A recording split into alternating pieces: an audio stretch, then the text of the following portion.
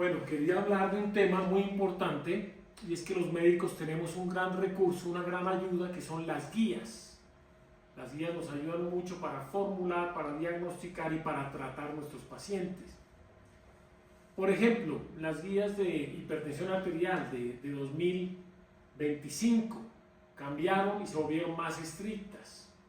Por ejemplo, ahora la presión arterial normal es 120/80.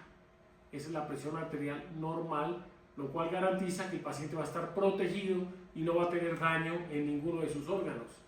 Si ya tiene la presión arterial sistólica 129 y la diastólica en 80, se llama presión arterial elevada, que eso ya puede tener repercusiones. Si la tiene la sistólica entre 130 y 139 y la diastólica en 85, ya hablamos de hipertensión arterial estadio 1 o grado 1, que esto también trae daño sobre órganos blancos y hay que evitarla y hay que controlarla. Y si ya la tiene por encima de 140/90, hablamos de hipertensión arterial estadio 2. Aquí tenemos que actuar.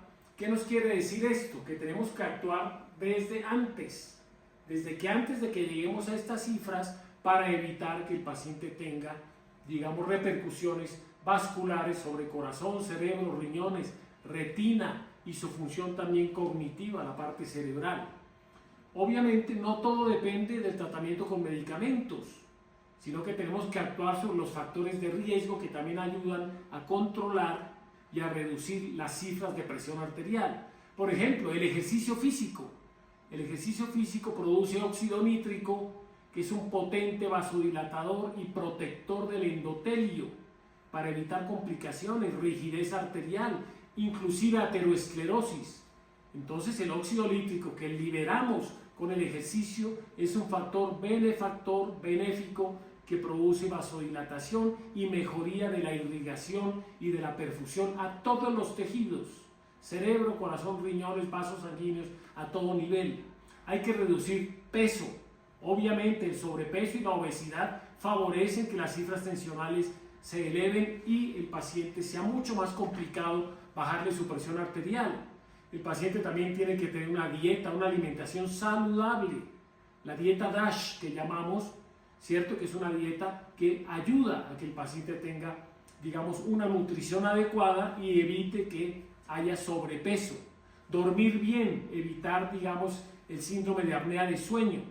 Importantísimo, control de la diabetes, control de la resistencia a la insulina, control de la esteatosis hepática, control del síndrome metabólico, etc. Tenemos que actuar sobre todos los frentes de lucha que todos los días atacamos para que controlemos bien la presión arterial y los medicamentos que demos a nuestros pacientes funcionen adecuadamente y protejan nuestros órganos fundamentales. Entonces, fíjense que la Asociación Americana del Corazón da estas pautas, pero no solamente para bajar, digamos, los límites sobre los cuales veníamos trabajando, sino para que hagamos más énfasis en la prevención temprana y en el control de los factores de riesgo.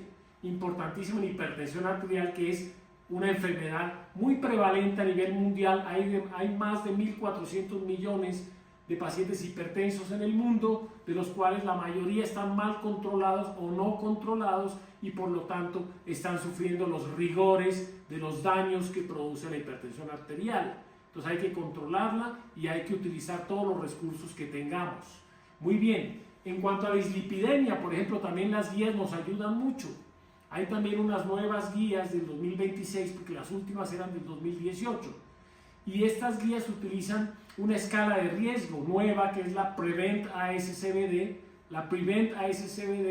que utiliza una escala de riesgo. Cuando es menor de 3 es un riesgo bajo, de 3 a 5 es borderline, de 5 a 10 es un riesgo intermedio y cuando es mayor de 10 es un riesgo alto. ¿Qué pasa? Cuando el riesgo es alto, tenemos que tener las cuando es moderado el riesgo, las LDL por debajo de 100. Cuando el riesgo es alto, según esta escala, si el riesgo es alto, por debajo de 70. Y si el riesgo es muy alto, por debajo de 55. O sea, la LDL nos sirve, es un parámetro importantísimo para poder definir si el riesgo es alto, poder bajar esa LDL y por lo tanto bajar los riesgos y la enfermedad aterosclerótica que puede desencadenar infartos o accidentes cerebrovasculares. Pero no solamente tenemos que fijarnos en las LDL, sino también en las ApoB y también en las LPA y los remanentes de colesterol. La LPA, que es la lipoproteína A, se hace una medición una vez en la vida y es un factor genético que si lo tenemos alto es un riesgo que hay que controlar vigilando todos los demás parámetros y todos los demás factores de riesgo. La ApoB mide el riesgo residual, lo cual es muy importante en pacientes diabéticos, en pacientes hipertrigliceridémicos y en pacientes con síndrome metabólico. Por el riesgo residual medimos las ApoB, importantísimo también hacer esta medición. Tenemos que tener las ecuaciones precisas para medir la LDL, no solamente la que utilizábamos antes de Friedewald, sino también la de Hopkins, Marty Hopkins y también la de Samsung para poder evaluar muy bien las LDL, tanto si se mide o si se cuantifica, hay que medir la LDL adecuadamente.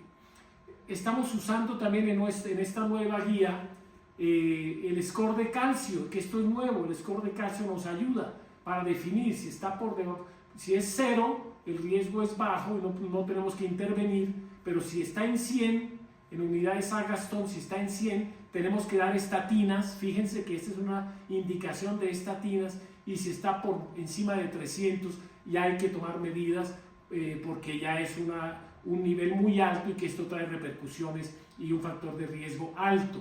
El score de calcio hay que hacerlo. Han salido nuevos medicamentos también y estas guías no solamente hablan de los que tenemos, que son las estatinas, ¿cierto? Ahora tenemos otros medicamentos. No está la ezetimibe y las estatinas y los inhibidores PCSK9. Ahora tenemos, por ejemplo, el ácido empedoico, tenemos el inclisiran y tenemos medicamentos específicos para las hipertrigliceridemias, tanto homocigotas o heterocigotas. Tenemos nuevos recursos para tratar la dislipidemia. Y lo mismo que el LDL ahora en pacientes para prevención secundaria, que ya han tenido algún evento cerebrocardiovascular, hay que bajar esa LDL por debajo de 55, ya son más estrictos. Y en los jóvenes también hay que actuar a tiempo, también hay que dar tratamiento cuando las LDL en los pacientes jóvenes, en jóvenes están altas las LDL. Entonces fíjense que estas guías nos ayudan mucho para tomar decisiones, porque esas guías, si nosotros cumplimos las metas, estamos reduciendo morbimortalidad, estamos reduciendo complicaciones cerebro-cardiovasculorenales. Y eso garantiza que nuestros pacientes van a estar bien, van a evitar complicaciones cardiovasculares y van a evitar secuelas que son funestas y que a mediano y corto plazo van a limitar muchísimo la calidad de vida de los pacientes. Tenemos muchos recursos, gracias a Dios, tanto farmacológicos como de diagnóstico, y tenemos que utilizarlos para que nuestros pacientes y nuestro sistema de salud mejore y nuestra población también se vea favorecida con la prevención de sus enfermedades cardiovasculares.